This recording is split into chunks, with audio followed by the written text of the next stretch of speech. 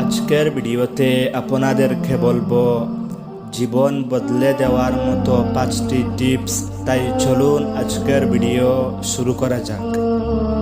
তোমরা মিথ্যা বলো না, কারণ মিথ্যা নিয়ে যায় পাপের দিকে আর পাপ নিয়ে যায় জাহান্নামের দিকে।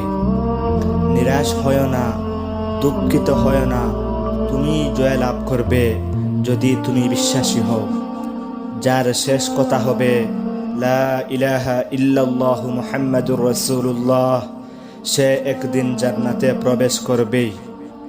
আল্লাহর কাছে সবচেয়ে পছন্দনীয় সে সমস্ত আমল যা অল্প হলেও নিয়মিত করা হয়।